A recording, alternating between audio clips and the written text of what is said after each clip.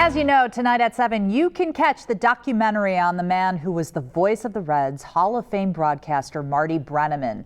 After more than 4 decades on the air here, he retired in September of 2019. So, as we prepare for opening day and because of the documentary, we thought we'd look back with Marty.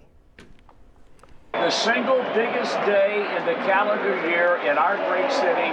You might say Marty Brennaman, who sat in the Reds broadcast booth for decades, 31 of those years with Joe Nuxhall. Was it like a marriage? Well, Greg Hord, who was a former writer with the Inquirer and then retired and has written books, he wrote a book on Joe, and one chapter was Marty and Joe like an old married couple. And that's exactly the way it was. It was unbelievable. Had an almost fairy tale career. If you look up some of his most notable calls from Reds baseball, hit number 4192. Wikipedia gives you a long list that includes major players breaking major records and 3 World Series. And the 1976 World Championship belongs to the Reds. You read these, and these are all the things that live large in baseball fans' memories, and you were right there for it. So what's your favorite? Well, again, my favorite? Yeah. Is Jay Bruce's home run on there? Yes, I didn't get to it on the list. That was it. When Bruce hit that home run, I felt like I got into it. It sent the Reds into the postseason. It was a game-ending home run at Great American Ballpark off Houston. And I felt wonderful about that call. From the calls to the phrases he used, Brennaman's known for "how we lookin'," and this one belongs to the Reds, an expression born after a good game in 1974 and one he decided to keep using after every win. Fans loved it so much when he forgot to say it. People started calling the switchboard at the control room at WLW Radio. What the heck's happened? Is he not going to say it anymore? Is he sick?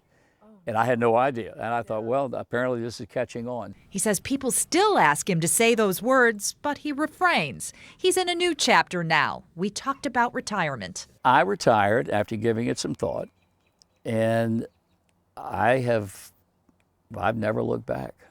I've turned the page.